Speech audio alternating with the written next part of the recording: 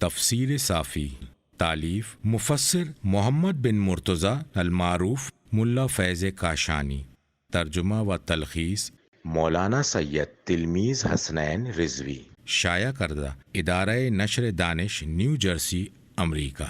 سورہ زخرف مکہ مکرمہ میں نازل ہوا اور اس میں آیتوں کی تعداد 88 ہے۔ بسم اللہ الرحمن الرحیم، بڑے مہربان نہایت مشفق اللہ کے نام سے۔ ترجمہ: حامیم، قسم ہے واضح کتاب کی، ہم نے اسے عربی زبان کا قرآن قرار دیا ہے تاکہ تم اسے سمجھ سکو، اور یہ ہمارے پاس ام الکتاب لوح محفوظ میں بلند و باحکمت کتاب ہے۔ کیا ہم ذکر نصیحت کو تم سے محض اس لیے پھیر دیں کہ تم زیادتی کرنے والے لوگ ہو؟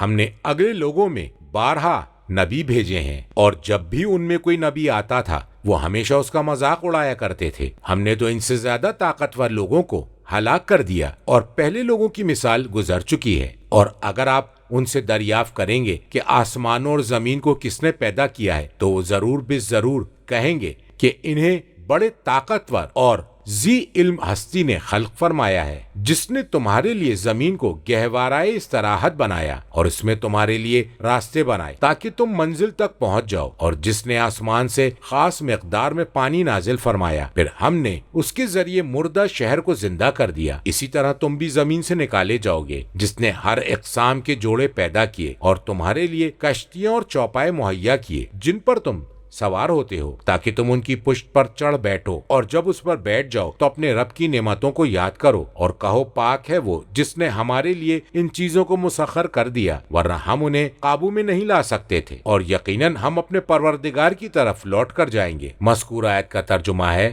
حامیم، قسم ہے واضح کتاب کی۔ مذکور آیت کا ترجمہ ہے ہم نے اسے عربی زبان کا قرآن قرار دیا ہے تاکہ تم اسے سمجھ سکو۔ اللہ تعالیٰ نے قرآن کی قسم کھائی ہے کہ اسے قرآن عربی بنا دیا ہے، اور یہ نہایت عمدہ بات ہے کہ قسم اور مقسم الہ کی مناسبت پائی جاتی ہے۔ مذکور آیت کا ترجمہ ہے تاکہ تم اس کے معنی و مفاہیم کو سمجھ سکو۔ مذکور آیت کا ترجمہ ہے اور یہ ہمارے پاس ام الکتاب لوح محفوظ میں بلند و باحکمت ہے۔ مذکور آیت کے لفظ سے مراد ہے لوح محفوظ، اس لیے کہ وہ آسمانی کتابوں کی اصل ہے۔ مذکور آیت کے لفظ کے معنی ہیں بلند منزلت، رفیع الشان۔ مذکور آیت کے لفظ کا مفہوم ہے بڑی نافذ ہونے والی، حکمت والی۔ ایسا ہی کہا گیا ہے۔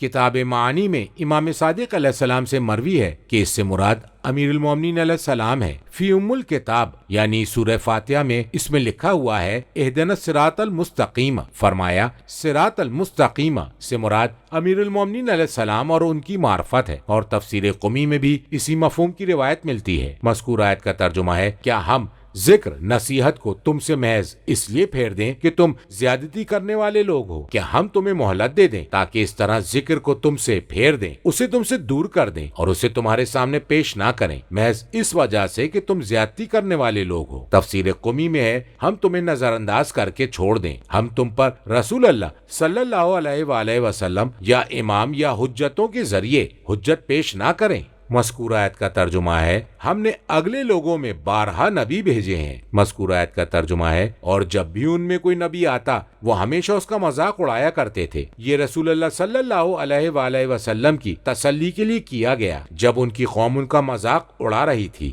مذکور آیت کا ترجمہ ہے تو ہم نے ان سے زیادہ طاقتور لوگوں کو ہلاک کر دیا، یعنی قوم مسرفین، زیادتی کرنے والی قوم کے طاقتور افراد کو ہلاک کر دیا۔ اس لیے خطاب کو ان سے پھیر کر حضرت کی طرف لایا گیا تاکہ انہیں خبر دی جائے۔ تفسیر قمی میں ہے کہ اس سے قریش کے افراد مراد ہیں۔ مذکور آیت کا ترجمہ ہے اور پہلے لوگوں کی مثال گزر چکی ہے۔ قرآن مجید میں ان کے عجیب و غریب قصے بیان کیے جا چکے ہیں۔ اس میں حضرت سے وعدہ اور مذاق اڑانے والوں کے لیے وعید ہے کہ ان کے لیے بھی وہی عذاب ہوگا جیسا پہلے لوگوں پر ہوا تھا۔ مذکور آیت کا ترجمہ ہے اور اگر آپ ان سے دریافت کریں گے کہ آسمانوں اور زمین کو کس نے پیدا کیا ہے، مذکور آیت کا ترجمہ ہے تو وہ ضرور بے ضرور کہیں گے کہ انہیں بڑے طاقتور اور ذی علم ہستی نے خلق فرمایا ہے، یعنی وہ لوگ میری طاقت اور میرے علم کا اعتراف کریں گے۔ مذکور آیت کا ترجمہ ہے جس نے تمہارے لیے زمین کو گہوارہ استراحت بنایا جس زمین میں تم ٹھہرتے ہو،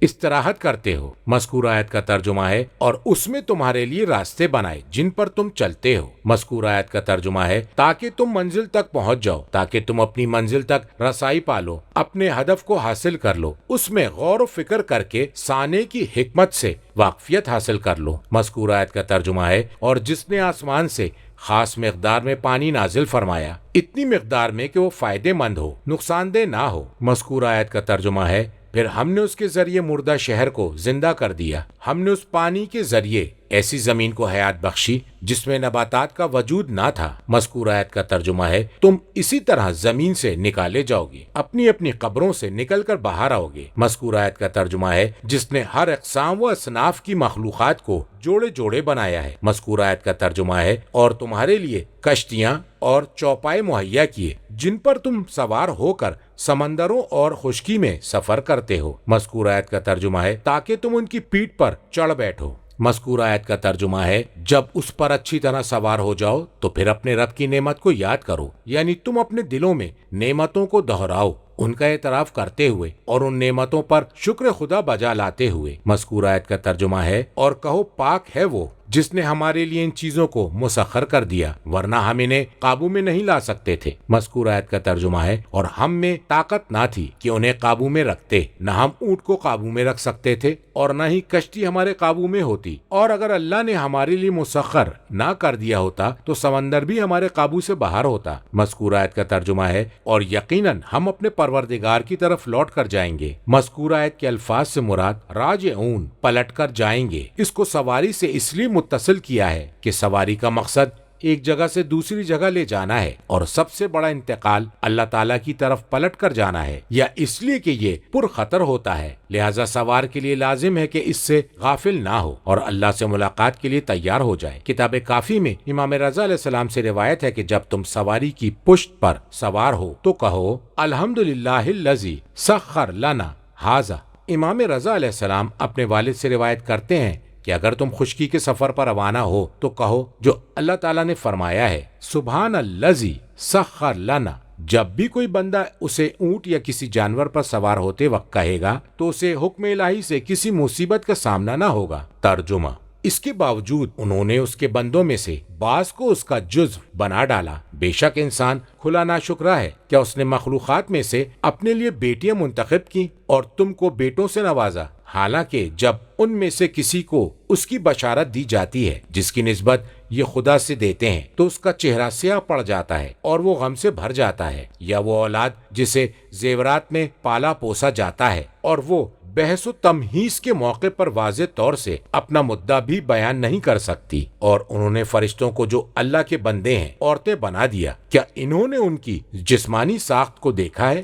ان کی گواہی لکھی جائے گی اور ان سے باز پرس ہوگی، اور انہوں نے کہا کہ اگر اللہ چاہتا تو ہم کبھی ان کی عبادت نہ کرتے، انہیں اس کا کچھ علم نہیں، یہ تو بس قیاس آرائیاں کرتے ہیں، یا ہم نے اس سے پہلے کوئی کتاب انہیں دی تھی کہ وہ اس کتاب سے چمٹے ہوئے ہیں، بلکہ انہوں نے کہا کہ ہم نے اپنے باپ دادا کو ایک طریقے پر پایا ہے اور ہم انہی کے نقش قدم پر گامزن ہیں، اور اسی طرح ہم نے آپ سے پہلے جب بھی کسی بستی میں کسی ڈرانے والے کو بھیجا تو وہاں کے خوشحال لوگوں نے کہا کہ ہم نے اپنے آباء و اجداد کو ایک طریقے پر پایا ہے اور ہم انہی کے نقش قدم پر چل رہے ہیں۔ ہر نبی نے ان سے پوچھا، خواہ میں تمہیں اس سے زیادہ صحیح راستہ دکھا دوں جس پر تم نے اپنے آباء و اجداد کو پایا تھا؟ انہوں نے جواب دیا، آپ جس دین کے ساتھ بھیجے گئے ہیں ہم اسے نہیں مانتے، ہم نے ان لوگوں سے انتقام لیا۔ ملاحظہ فرمائیے کہ جھٹلانے والوں کا انجام کیا ہوا۔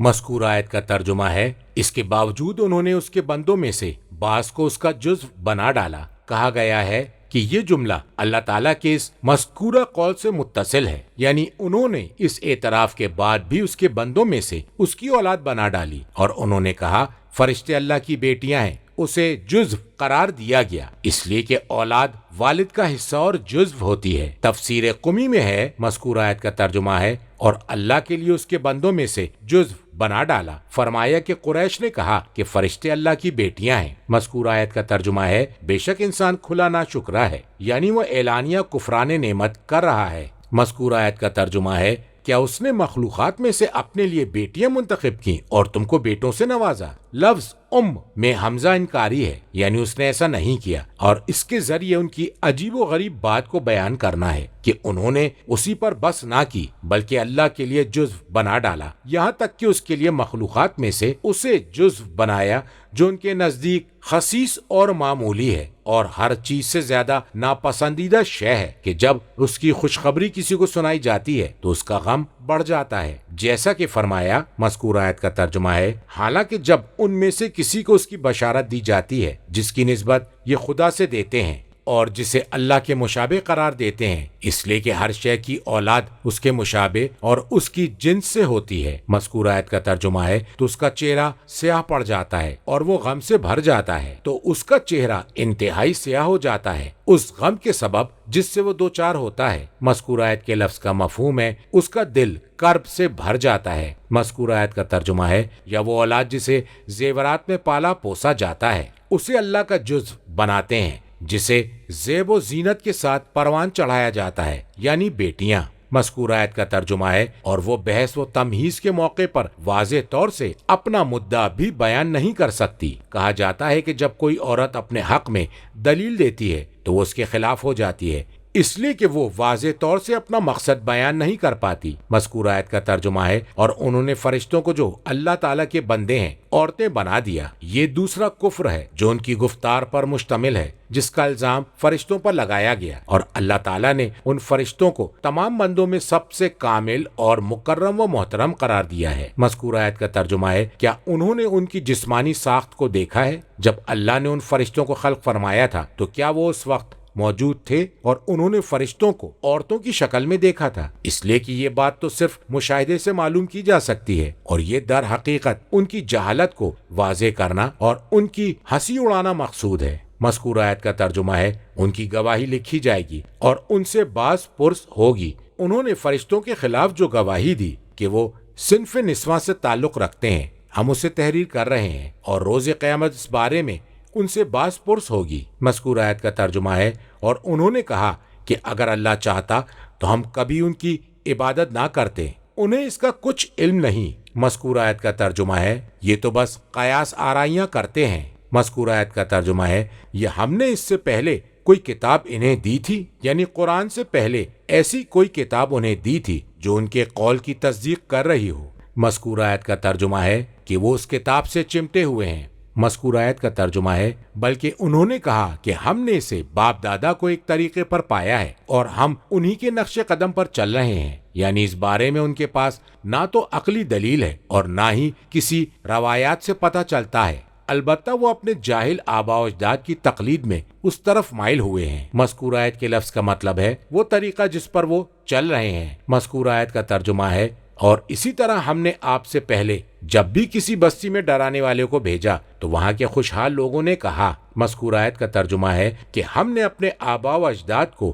ایک طریقے پر پایا ہے اور ہم انہی کے نقش قدم پر چل رہے ہیں۔ یہ رسول اللہ صلی اللہ علیہ وآلہ وسلم کی تسلی کے لیے ہے اور اس امر کی جانب رہنمائی ہے کہ اس قسم کے امور میں تقلید پرانی گمراہی ہے، اور خاص طور سے خوشحال لوگوں کا ذکر اس لیے کیا ہے کہ نعمت کی فراوانی اور بہادر بننے کی محبت نے تقلید سے صرف نظر کرنے میں رکاوٹ ڈال دی۔ مذکور آیت کا ترجمہ ہے، ہر نبی نے ان سے پوچھا، خواہ میں تمہیں اس سے زیادہ صحیح راستہ دکھا دوں جس پر تم نے اپنے آباء و اجداد کو پایا تھا، یعنی تم اپنے آباء و اجداد کا اتباع کرتے رہو گے، خواہ میں وہ دین لے آؤں جو تمہارے باپ دادا کے دین سے زیادہ ہدایت کرنے والا ہے۔ مذکور آیت کا ترجمہ ہے، انہوں نے جواب دیا، آپ جس دین کے ساتھ بھیجے گئے ہیں ہم اسے نہیں مانتے، یعنی چاہے وہ دین زیادہ ہدایت کرنے والا ہو۔ یہ ڈرانے والے کی نا امیدی کا باعث ہے کہ نہ وہ اس کی طرف دیکھتے ہیں اور نہ ہی اس میں غور و فکر کرتے ہیں۔ مذکور آیت کا ترجمہ ہے، ہم نے ان لوگوں سے انتقام لیا ہے، انہیں جڑ سے اکھاڑ کر پھینک دیا، انہیں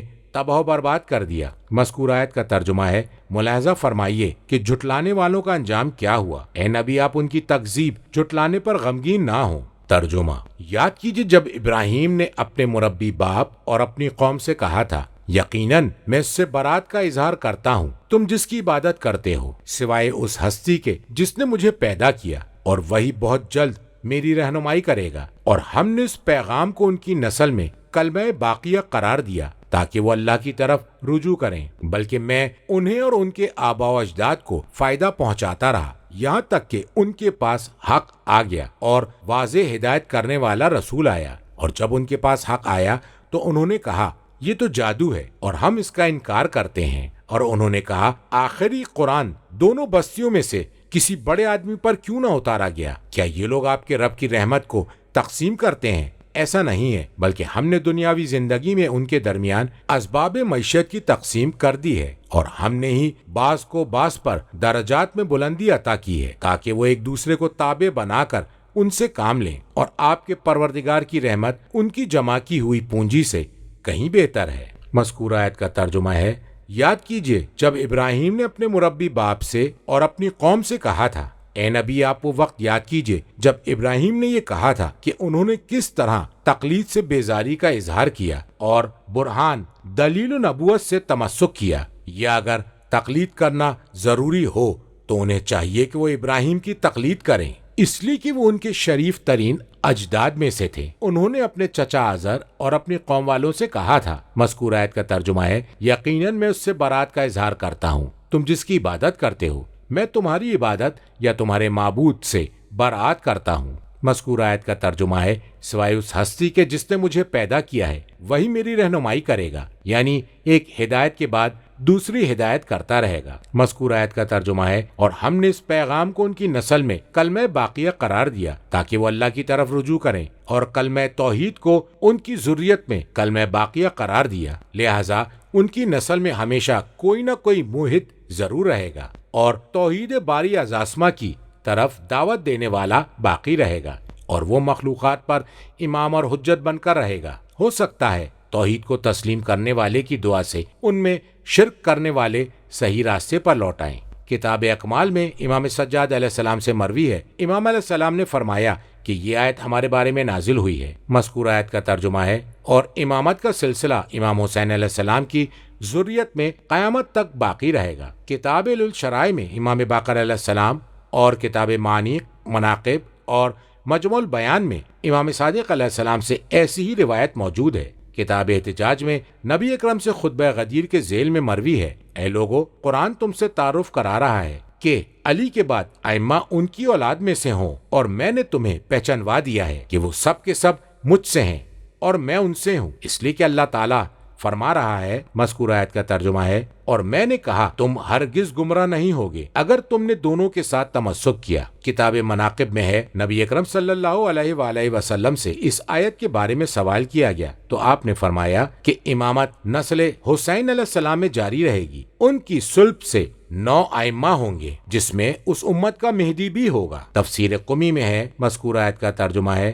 یعنی ہو سکتا ہے کہ وہ ائمہ دوبارہ دنیا میں واپس آئیں۔ مذکورہ آیت کا ترجمہ ہے، بلکہ میں انہیں اور ان کے آباء و اجداد کو فائدے پہنچاتا رہا۔ یہ لوگ جو رسول اکرم صلی اللہ علیہ وآلہ وسلم کے معاصرین میں تھے، یعنی قریش اور ان کے آباء و اجداد، ان کی عمریں طویل ہوئیں اور انہیں نعمتوں سے نوازا، وہ اس کے باوجود غافل ہو گئے اور خواہشات نفسانی میں منہمک ہو گئے۔ مذکورہ آیت کا ترجمہ ہے، یہاں تک کہ ان کے پاس حق آ گیا اور واضح ہدایت کرنے والا رسول آیا۔ مذکورہ آیت کا ترجمہ ہے، اور جب ان کے پاس حق آیا تاکہ ان کی غفلت سے انہیں متنبع کریں۔ مذکورہ آیت کا ترجمہ ہے، تو انہوں نے کہا یہ تو جادو ہے اور ہم اس کا انکار کرتے ہیں۔ انہوں نے اپنے شرک کے ساتھ حق کی دشمنی اور اس کے استخفاف ہلکا سمجھنا کو بھی شامل کر لیا۔ مذکورہ آیت کا ترجمہ ہے، اور انہوں نے کہا آخر یہ قرآن دونوں بستیوں میں سے کسی بڑے آدمی پر کیوں نہ اتارا گیا؟ مذکورہ آیت کے الفاظ سے مراد مکہ اور طائف ہیں۔ مذکورہ آیت کے الفاظ سے مراد جاہ و منزلت اور مال و منال کے لحاظ سے بعظمت فرد، جیسے مکے کا باشندہ ولید بن مغیرہ اور طائف کے رہنے والے عروہ بن مسعود ثقفی، اس لیے کہ رسالت ایک عظیم منصب ہے۔ اس منصب کے لائق وہی ہو سکتا ہے جو عظیم ہو، اور انہیں معلوم نہ تھا کہ یہ ایک روحانی عہدہ ہے جس کا تقاضا ہے کہ اس کا اہل وہی ہوگا جو ایسے عظیم نفس کا مالک ہو، جو فضائل و کمالات قدسیہ سے آراستہ ہو، نہ کہ دنیاوی زیب و زینت اور مکر و فریب سے مزین ہو۔ مذکورہ آیت کا ترجمہ ہے، کیا یہ لوگ آپ کے رب کی رحمت کو تقسیم کرتے ہیں؟ یہ انکار ہے جس میں جہالت کی نشاندہی کرنا اور ان کے زبردستی کے فیصلے پر تعجب کا اظہار ہے، اور رحمت سے مراد نبوت ہے۔ مذکور آیت کا ترجمہ ہے بلکہ ہم نے دنیاوی زندگی میں ان کے درمیان اسباب معیشت کی تقسیم کر دی ہے، دارا حال ہے کہ وہ اس کی تدبیر اور انتظام سے عاجز ہیں۔ مذکور آیت کا ترجمہ ہے اور ہم نے ہی بعض کو بعض پر درجات میں بلندی عطا کی ہے، ہم نے ان کے درمیان رزق میں تفاوت قائم کر دیا ہے۔ مذکور آیت کا ترجمہ ہے تاکہ وہ ایک دوسرے کو تابع بنا کر ان سے کام لیں، تاکہ وہ ایک دوسرے کو اپنی ضرورت کے وقت استعمال کریں، اس طرح ان کے مابین الفت اور میل جول قائم رہے اور نظام عالم منظم رہے، جسے رزق میں وسعت دی ہے نہ اس کے کمال کے سبب، اور جسے نہ پتولا عطا کیا ہے نہ اس کی کمی کے باعث۔ پھر یہ بھی بات مد نظر تھی کہ اس بارے میں انہیں ہم پر کوئی اعتراض نہ ہو اور نہ ہی مکمل اختیار حاصل ہو، پھر جو اس سے اعلیٰ ہو وہ کیسے موجود ہوتا۔ مذکور آیت کا ترجمہ ہے اور آپ کے پروردگار کی رحمت ان کی جمع کی ہوئی پونجی سے بہتر ہے، یعنی یہ نبوت اور جو کچھ نبوت کے تابع ہے وہ اس دنیاوی ساز و سامان سے بہتر ہے جو یہ لوگ جمع کر رہے ہیں، اور عظیم وہ ہے جسے نبوت سے فیض ملا، نہ وہ جو دنیاوی ساز و سامان سے بہراور ہوا۔ کتاب احتجاج اور تفسیر امام میں سورہ بقرہ کی آیت 108 کے ذیل میں وہ اپنے والد سے روایت کرتے ہیں، آپ نے فرمایا کہ ایک دن رسول اکرم صلی اللہ علیہ وآلہ وسلم خانہ کعبہ کے صحن میں تشریف فرما تھے کہ اتنے میں امرائے قریش کی ایک جماعت وہاں مجتمع ہوئی، اور امام نے حدیث کو بیان فرمایا جیسا کہ پہلے سورہ بنی اسرائیل کی آیت 93 کے ذیل میں بیان کیا جا چکا ہے۔ اس کے بعد فرمایا کہ ان سے عبداللہ بن امیہ نے کہا کہ اگر اللہ کو ہماری طرف کسی رسول کو بھیجنا ہی تھا تو اسے بھیجنا چاہیے تھا جو مال اور حال کے اعتبار سے سب سے بہتر ہو، تو پھر یہ قرآن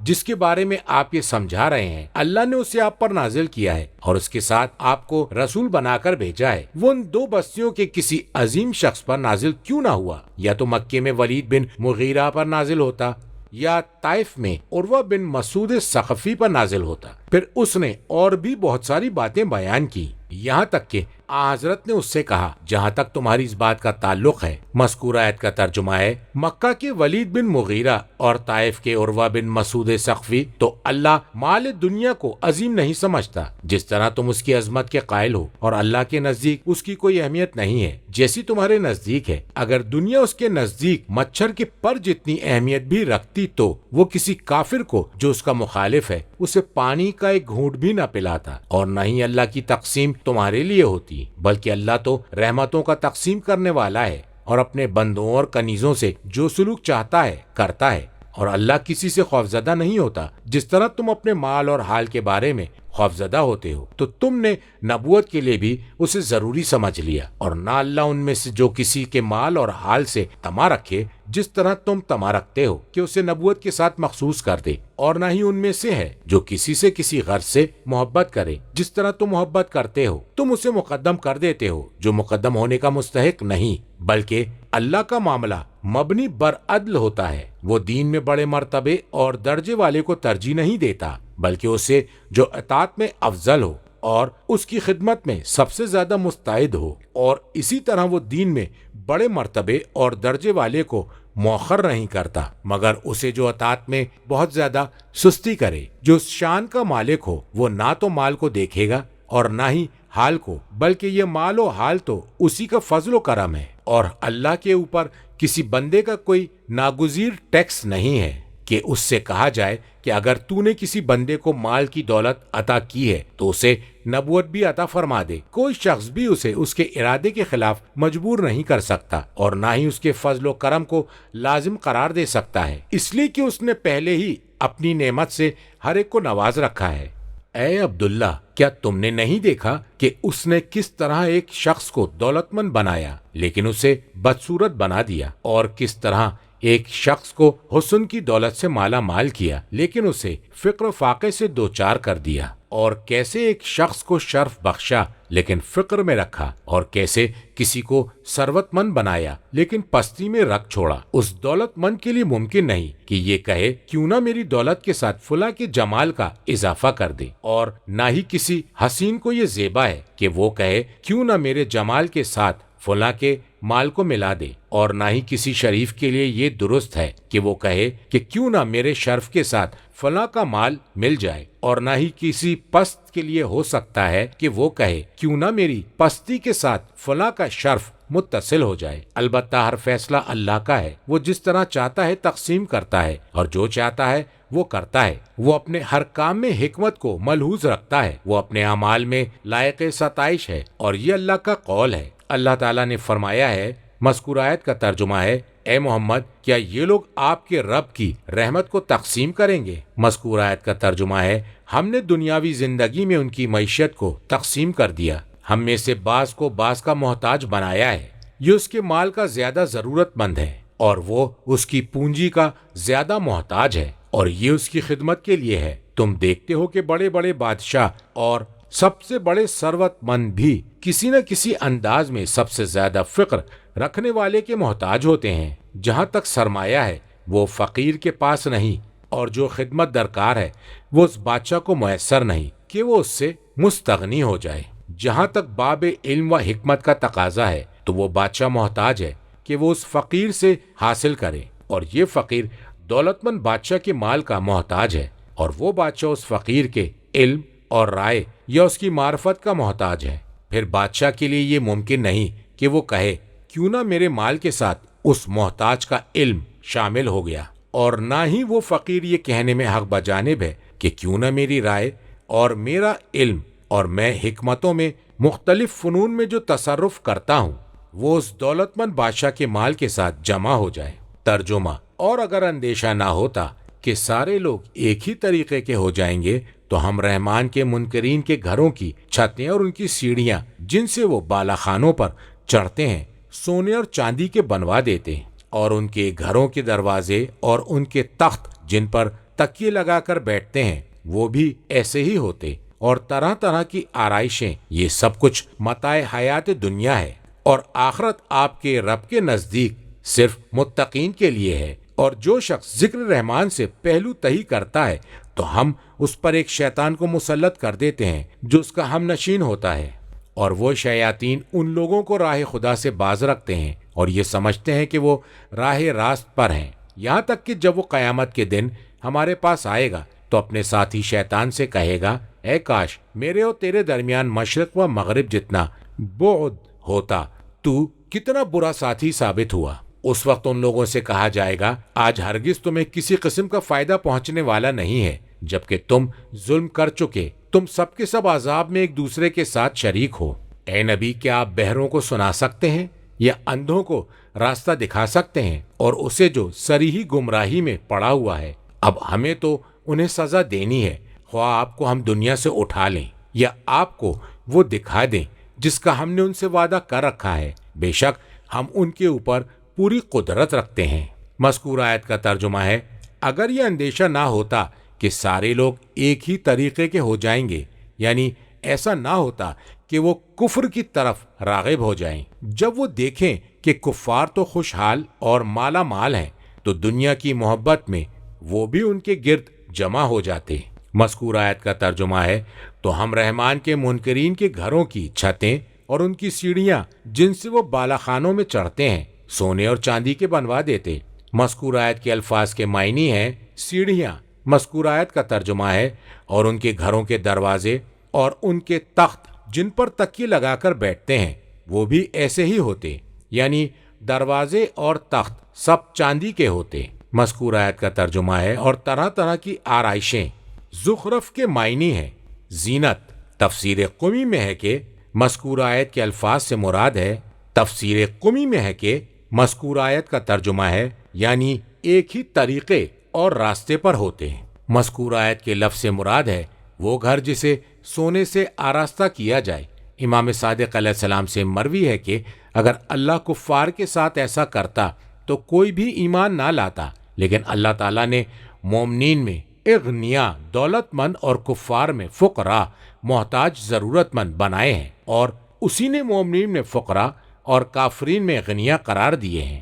اللہ تعالیٰ نے پھر ان کا امتحان امر نہیں اور صبر و رضا سے لیا ہے کتاب کافی اور علل الشرائع میں امام سجاد علیہ السلام سے مروی ہے کہ آپ سے اس آیت کے بارے میں سوال کیا گیا تو فرمایا کہ اس سے مراد امت محمد ہے کہ اگر وہ لوگ ایک ہی طریقے پر سب کے سب کافر ہوتے اور اگر اللہ تعالیٰ امت محمدیہ کے ساتھ یہ کرتا تو مومنین اس بات سے حزین اور غمگین ہو جاتے اور وہ ان سے نکاح نہ کرتے اور نہ ہی وراثت میں انہیں سہیم و شریک قرار دیتے۔ کتاب علل الشرائع میں امام صادق علیہ السلام سے مروی ہے کہ اگر میرا عبد مومن اپنے نفس میں غم محسوس نہ کرتا تو میں کفار کے سر پر سونے کی پگڑی باندھ دیتا، اسے سونے میں لاد دیتا۔ مذکور آیت کا ترجمہ ہے اور یہ سب کچھ محض متاع حیات دنیا ہے۔ مذکور آیت کا ترجمہ ہے اور آخرت آپ کے رب کے نزدیک صرف متقین کے لیے ہے۔ کتاب کافی میں امام صادق علیہ السلام سے مروی ہے کہ اللہ تبارک و تعالیٰ اپنے بندہ مومن سے جو دنیا کا محتاج ہے ایسے ہی عذر پیش کر رہا ہے جس طرح ایک بھائی اپنے بھائی سے معذرت چاہتا ہے۔ وہ فرماتا ہے مجھے اپنی عزت و جلال کی قسم، میں نے تجھے دنیا میں اس لیے محتاج نہیں بنایا کہ مجھے تیری ذلت مقصود تھی، میں اس سجف پردے کو ہٹاتا ہوں، غور سے دیکھ میں نے اس دنیا کے بدلے میں تجھے کیا کچھ دے دیا ہے۔ امام علیہ السلام نے فرمایا کہ بندہ کہے گا تو نے مجھ سے جس چیز کو روک دیا ہے مجھے اس سے کوئی نقصان نہیں پہنچا جبکہ اس کے بدلے میں تو نے بہت کچھ دیا ہے۔ میں فیض کاشانی کہتا ہوں السجف کے معنی پردے کے ہیں۔ امام صادق علیہ السلام سے مروی ہے، انہوں نے کہا کہ نبی اکرم صلی اللہ علیہ وآلہ وسلم نے فرمایا اے گروہ مساکین، تم اپنے نفس کو پاکیزہ رکھو اور اپنے دل کی رضامندی خدا کے سپرد کرو اور اللہ تعالیٰ تمہارے فقر کے باوجود تمہیں ثواب عطا کرے گا، اگر تم نے ایسا نہ کیا تو تمہیں ثواب نہیں ملے گا۔ اور امام صادق علیہ السلام سے مروی ہے کہ اولاد آدم میں سے ہر مومن فقر و فاقے کی حالت میں تھا اور ہر کافر دولت مند تھا، یہاں تک کہ حضرت ابراہیم علیہ السلام تشریف لائے اور آپ نے دعا طلب کی۔ مذکور آیت کا ترجمہ ہے اے ہمارے پروردگار، تو ہمیں کافروں کے لیے امتحان قرار نہ دے۔ تو اللہ تعالیٰ نے مومنین میں بھی اموال اور حاجت ضرورت کو رکھ دیا اور کافروں میں بھی اموال اور حاجت کو قرار دیا۔ مذکور آیت کا ترجمہ ہے اور جو شخص ذکر رحمان سے پہلو تہی کرتا ہے، جو ذکر رحمان کو چھوڑ دیتا ہے اور اس سے روگردانی کرتا ہے، محسوسات میں اپنے آپ کو مشغول کرنے اور خواہشات نفسانی میں منہمک ہونے کی وجہ سے۔ مذکور آیت کا ترجمہ ہے تو ہم اس پر ایک شیطان کو مسلط کر دیتے ہیں جو اس کا ہم نشین ہوتا ہے۔ مذکور آیت کے لفظ کے معنی ہے ہم سبب بناتے ہیں، اس کے لیے مقرر کر دیتے ہیں ایک شیطان جو اس کا ساتھی بن کر اسے بہکائے اور اس کے دل میں وسوسے پیدا کرے۔ کتاب خصال میں امیر المومنین علیہ السلام سے مروی ہے کہ جو شخص مسلسل گناہ کرتا ہے وہ ذکر خداوندی سے روگردانی کرتا ہے اور اللہ تعالیٰ نے جن کی اطاعت کا حکم دیا ہے جو ان سے امور کو نہیں لیتا، اللہ اس پر شیطان کو مسلط کر دیتا ہے جو اس کا ہم نشین بن جاتا ہے۔ مذکور آیت کا ترجمہ ہے اور وہ شیاطین ان لوگوں کو راہ خدا سے باز رکھتے ہیں اور شیاطین ان پہلو تہی کرنے والوں کو اس راستے سے باز رکھتے ہیں جس کا حق یہ ہے کہ اس پر گامزن ہوا جائے۔ مذکور آیت کا ترجمہ ہے اور وہ یہ سمجھتے ہیں کہ وہ راہ راست پر ہیں، یعنی روگردانی کرنے والے دل کے اندھے یہ سمجھتے ہیں کہ وہ ہدایت یافتہ ہیں۔ مذکور آیت کا ترجمہ ہے یہاں تک کہ جب وہ قیامت کے دن ہمارے پاس آئے گا تو اپنے ساتھی شیطان سے کہے گا اے کاش میرے اور تیرے درمیان مشرق و مغرب جتنا بعد ہوتا۔ مذکور آیت کے لفظ سے مراد روگردانی کرنے والا اور کم نگاہ ہمارے پاس قیامت کے دن آئے گا۔ مذکور آیت کے لفظ سے مراد تو روگردانی کرنے والا شیطان سے کہے گا۔ مذکور آیت کا ترجمہ ہے مغرب سے مشرق کی دوری۔ مذکور آیت کا ترجمہ ہے تم برے ساتھی ہو۔ مذکور آیت کا ترجمہ ہے اس وقت ان سے کہا جائے گا آج ہرگز تمہیں کسی قسم کا فائدہ پہنچنے والا نہیں ہے جبکہ تم ظلم کر چکے ہو، تم جو تمنا کیے ہوئے ہو وہ پوری نہیں ہوگی۔ مذکور آیت کا ترجمہ ہے تم سب کے سب عذاب میں ایک دوسرے کے شریک ہو۔ مذکور آیت کا ترجمہ ہے اے نبی کیا آپ بہروں کو سنا سکتے ہیں یا اندھوں کو راستہ دکھا سکتے ہیں؟ یہ انکار تعجبی ہے کہ وہ کون ہے جو ان کی ہدایت پر قادر ہو ان کے کفر پر باقی رہنے کے بعد اور گمراہی میں مستغرق ہونے کے بعد، کیونکہ ان کی کم نگاہی اندھے پنے کے ساتھ بہرے پن میں بھی تبدیل ہو گئی۔ مذکور آیت کا ترجمہ ہے اور اسے جو صریحی گمراہی میں پڑا ہوا ہے، یہ اما پر عطف ہے اس لیے کہ دونوں صفتیں جدا جدا ہیں اور اس میں یہ اشارہ ہے کہ اس کا سبب ایسی گمراہی میں رہنا ہے جو پوشیدہ نہیں ہے۔ مذکورہ آیت کا ترجمہ ہے اب ہمیں تو انہیں سزا دینی ہے، خواہ ہم آپ کو دنیا سے اٹھا لیں اس کے بعد سزا دیں، یعنی عذاب دینے سے پہلے آپ کو اس دنیا سے اٹھا لیں، اور ماں مزید تاکید کے لیے ہے۔ مذکورہ آیت کا ترجمہ ہے یا آپ کو وہ دکھا دیں جس کا ہم نے ان سے وعدہ کیا ہے، یا آپ کی موجودگی میں ان پر عذاب آ جائے اور آپ کو ہم ان پر عذاب ہوتے ہوئے دکھا دیں۔ مذکورہ آیت کا ترجمہ ہے بے شک ہم ان کے اوپر پوری قدرت رکھتے ہیں، وہ ہم سے بچ نہیں سکتے۔ تفسیر مجموع البیان میں روایت ہے کہ نبی اکرم صلی اللہ علیہ وآلہ وسلم کو دکھلایا گیا کہ ان کے بعد ان کی امت کے ساتھ کیا ہونے والا ہے، تو نبی اکرم مسلسل مبتلا غم میں رہے اور مرتے دم تک ان کے چہرے پر مسکراہٹ نظر نہیں آئی۔ فرمایا جابر ابن عبداللہ الانصاری نے روایت کی ہے، انہوں نے کہا کہ حجت الوداع کے موقع پر مینا میں آن حضرت کے قریب ترین افراد میں سے تھا، یہاں تک کہ آپ نے فرمایا میں تمہارے بارے میں پسند نہیں کرتا کہ تم میرے بعد کافر بن جاؤ اور ایک دوسرے کی گردنیں مارنے لگو، اور باخدا اگر تم نے ایسا کیا تو تم مجھے ایسے لشکر میں دیکھو گے جو تم سے جنگ کرے گا۔ پھر آپ اپنے پیچھے مڑے اور فرمایا یا علی یا علی یا علی 3 مرتبہ فرمایا۔ پھر ہم نے یہ دیکھا کہ جبرائیل امین انہیں اشارہ کر رہے ہیں۔ اس کے بعد اللہ تعالیٰ نے یہ آیت نازل فرمائی۔ مذکورہ آیت کا ترجمہ ہے اگر ہم آپ کو لے کر چلے جائیں تو پھر ہم انتقام لیں گے علی ابن ابی طالب کے ذریعے سے۔ میں فیض کاشانی یہ کہتا ہوں کہ ایسا رجت میں ہوگا۔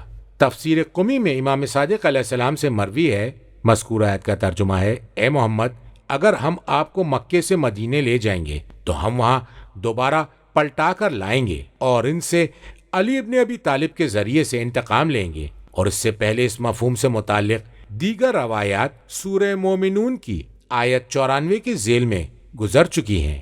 ترجمہ آپ اس کتاب کو مضبوطی سے تھامے رکھیے جس کی آپ کو وحی کی جا چکی ہے، بے شک آپ صراط مستقیم پر ہیں، اور یقیناً یہ کتاب آپ کے لیے اور آپ کی قوم کے لیے ایک نصیحت ہے، اور ان قریب تم سے اس بارے میں باز پرس ہوگی۔ اور ہم نے آپ سے پہلے جتنے پیغمبر بھیجے ہیں ان سے دریافت کیجیے کیا ہم نے ان کے لیے رحمان کے سوا کچھ اور معبود قرار دیے تھے جن کی عبادت کی جائے؟ اور بلا شبہ ہم نے ہی موسیٰ کو اپنی نشانیوں کے ساتھ فرعون اور اس کی قوم کے سربراہوردہ افراد کے پاس بھیجا تھا۔ موسیٰ نے کہا کہ میں عالمین کے پروردگار کا پیغامبر ہوں۔ پس جب وہ ہماری نشانیاں لے کر آئے تو وہ لوگ ان معجزات کی ہنسی اڑانے لگے، اور ہم انہیں ایک نشانی سے بڑھ کر دوسری نشانی دکھاتے چلے گئے، اور آخر کار ہم نے انہیں عذاب میں پکڑ لیا تاکہ وہ اپنی روش سے باز آ جائیں۔ اور انہوں نے کہا اے جادوگر موسیٰ تم اپنے رب سے ہمارے لیے دعا طلب کرو اس عہد کے مطابق جو اس نے تم سے کر رکھا ہے، بے شک ہم ضرور ہدایت پالیں گے۔ جب ہم نے ان سے عذاب کو دور کر دیا تو وہ اپنے وعدے سے پھر گئے۔ مذکورہ آیت کا ترجمہ ہے آپ اس کتاب کو مضبوطی سے تھامے رکھیے جس کی آپ کو وحی کی جا چکی ہے۔ مذکورہ آیت کا ترجمہ ہے بے شک آپ صراط مستقیم پر ہیں۔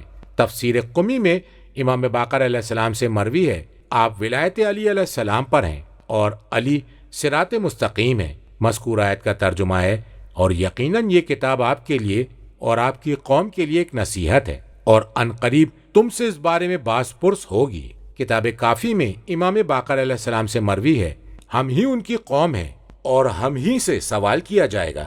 امام صادق علیہ السلام سے مروی ہے کہ اس سے مراد خاص طور سے ہم ہیں، ہم ہی اہل ذکر ہیں اور ہم ہی مسئول ہیں۔ امام صادق علیہ السلام سے مروی ہے کہ ذکر سے مراد قرآن مجید ہے اور ہم اس کی قوم ہیں اور ہم ہی مسئول ہیں۔ کتاب بصائر میں امام باقر علیہ السلام سے اس آیت کے بارے میں سوال کیا گیا تو آپ نے فرمایا کہ اس سے مراد رسول اللہ صلی اللہ علیہ وآلہ وسلم اور ان کے اہل بیت جو اہل ذکر ہیں اور وہی مسئول ہیں۔ مذکورہ آیت کا ترجمہ ہے اور ہم نے آپ سے پہلے جتنے پیغمبر بھیجے ہیں ان سے دریافت کیجیے کہ ہم نے ان کے لیے رحمان کے علاوہ کچھ اور معبود قرار دیے تھے جن کی عبادت کی جائے، یعنی کیا ہم نے بتوں کی عبادت کا حکم صادر کیا تھا اور کیا وہ ان کی امتوں میں سے کسی امت میں آیا تھا؟ کتاب کافی اور تفسیر قمی میں امام باقر علیہ السلام سے مروی ہے کہ آپ سے اس آیت کے بارے میں سوال کیا گیا کہ وہ کون سے انبیاء تھے جن سے حضرت محمد مصطفیٰ صلی اللہ علیہ وآلہ وسلم نے سوال کیا تھا، جبکہ ان کے اور حضرت عیسیٰ علیہ السلام کے درمیان 500 سال کا فاصلہ تھا، تو آپ نے اس آیت کی تلاوت فرمائی۔ مذکور آیت کا ترجمہ ہے، پاک ہے وہ جو اپنے بندے کو راتوں رات مسجد الحرام سے مسجد اقصی تک لے گیا، جس کے ماحول کو ہم نے بابرکت بنا دیا تھا تاکہ ہم انہیں اپنی نشانیاں دکھائیں۔ امام علیہ السلام نے فرمایا، جو آیتیں اللہ تعالیٰ نے آن حضرت کو دکھائی تھیں جب وہ انہیں رات کے وقت بیت المقدس کی طرف لے گیا تھا، وہ یہ کہ اللہ تعالیٰ نے اولین و آخرین کے انبیاء و مرسلین کو ان کے لیے یکجا کر دیا تھا۔ پھر جب جبرائیل علیہ السلام کو حکم دیا، انہوں نے آذان و اقامت میں 2 کلمات ادا کیے، پھر اپنی اقامت میں کہا حی علی خیر العمل۔ پھر حضرت محمد مصطفیٰ صلی اللہ علیہ وآلہ وسلم آگے بڑھے اور آپ نے انبیاء کو نماز پڑھائی، تو اس وقت اللہ تعالیٰ نے آیت نازل فرمائی۔ مذکور آیت کا ترجمہ ہے، ہم نے جن رسولوں کو بھیجا تھا آپ ان سے پوچھ لیں۔ تو حضرت نے ان سے کہا، تم کس بات کی شہادت دیتے ہو اور تم کس کی عبادت کیا کرتے تھے؟ انہوں نے جواب دیا، مذکور آیت کا ترجمہ ہے، اسی بات پر ہم سے عہد و پیمان لیا جا چکا ہے۔ کتاب احتجاج میں امیر المومنین علیہ السلام سے ایک حدیث میں وارد ہوا ہے، اور اللہ کا قول، مذکور آیت کا ترجمہ ہے، تو یہ صرف ہمارے نبی صلی اللہ علیہ وآلہ وسلم کے ان براہین دلائل واضح معجزات میں سے ہے، اللہ نے جنہیں ان کو عطا فرمایا تھا اور ان کے ذریعے سے تمام مخلوقات پر حجت کو لازم قرار دیا تھا۔ جب ان پر نبوت کو ختم کیا اور انہیں تمام امتوں اور ملتوں کی طرف رسول بنا کر بھیجا، تو خصوصیت کے ساتھ انہیں معراج کی بلندیاں عطا فرمائیں اور آسمان پر لے گیا، اور ان کے لیے اس روز تمام انبیاء کو جمع کر دیا۔ تو آن حضرت نے ان سے معلوم کر لیا کہ وہ کس پیغام کے ساتھ آئے تھے، اور انہوں نے اللہ کے کن عزائم، آیات اور براہین کو اٹھا رکھا تھا، اور تمام انبیاء نے آن حضرت کی فضیلت اور ان کے بعد تشریف لانے والے تمام اوصیاء حجتیں کی فضیلت اور ان کے وسیع کے شیعوں کی فضیلت، جو مومنین و مومنات میں سے ہیں، ان کا اقرار کر لیا۔ جن انبیاء نے تمام صاحبان فضل کی فضیلت کو تسلیم کیا اور ان کے حکم سے استکبار نہیں کیا، اور انہیں معلوم ہو گیا کہ ان کی امتوں میں سے کس نے ان کی اطاعت کی اور کس نے ان کی نافرمانی کی، اور ان تمام لوگوں میں سے جو چلے گئے، جو گزر چکے، یا آگے بڑھ گئے یا پیچھے رہ گئے، ان سب کو پہچان لیا۔ ان دونوں روایات کی نظیریں سورہ یونس کی آیت 95 کی ذیل میں پہلے بیان کی جا چکی ہیں۔ مذکور آیت کا ترجمہ ہے، اور بلا شبہ ہم نے ہی موسیٰ کو اپنی نشانیوں کے ساتھ فرعون اور اس کی قوم کے سربراہ آوردہ افراد کے پاس بھیجا تھا۔ مذکور آیت کا ترجمہ ہے، موسیٰ نے کہا کہ یہ بتحقیق میں عالمین کے پروردگار کا پیغمبر ہوں۔ مذکور آیت کا ترجمہ ہے، پس جب وہ ہماری نشانیاں لے کر آئے تو وہ لوگ ان معجزات کی ہنسی اڑانے لگے۔ انہوں نے معجزات کو دیکھتے ہی ہنسی اڑانا شروع کی اور اس میں غور و فکر سے کام نہ لیا۔ مذکور آیت کا ترجمہ ہے، اور ہم انہیں ایک نشانی سے بڑھ کر دوسری نشانیاں دکھاتے چلے گئے۔ مذکور آیت کا ترجمہ ہے، اور آخر کار ہم نے انہیں عذاب میں پکڑ لیا تاکہ وہ اپنی روش سے باز آ جائیں۔ عذاب سے مراد قحط سالی، طوفان اور ٹڈی ہے۔ مذکور آیت کا ترجمہ ہے، اور انہوں نے کہا، اے جادوگر، یعنی موسیٰ۔ کہا گیا ہے کہ انہوں نے حضرت موسیٰ کو جادوگر کہہ کر پکارا، اپنے تکبر کی شدت کی بنا پر اور حماقت کی انتہا کے سبب، اس لیے کہ وہ عالم اور صاحب وجاہت کو ساحر کہہ کر پکارتے تھے۔ تفسیر قمی میں ہے کہ اس سے مراد ہے، اے عالم۔ مذکور آیت کا ترجمہ ہے، تم اپنے رب سے دعا طلب کرو اس عہد کے مطابق جو تم نے اس سے کر رکھا ہے کہ وہ ہم سے عذاب کو دور کر دے۔ مذکور آیت کا ترجمہ ہے، بے شک ہم ضرور ہدایت پائیں گے۔ مذکور آیت کا ترجمہ ہے، جب ہم نے ان سے عذاب کو دور کر دیا تو وہ اپنے وعدے سے پھر گئے، یعنی ہدایت یافتہ ہونے کا جو وعدہ کیا تھا وہ اس سے منحرف ہو گئے۔ ترجمہ، اور فرعون نے اپنی قوم میں پکار کر یہ کہا، اے میری قوم کے لوگوں، کیا مصر کی سلطنت میری نہیں ہے؟ اور یہ نہریں جو میرے نیچے بہہ رہی ہیں، کیا تم دیکھتے نہیں؟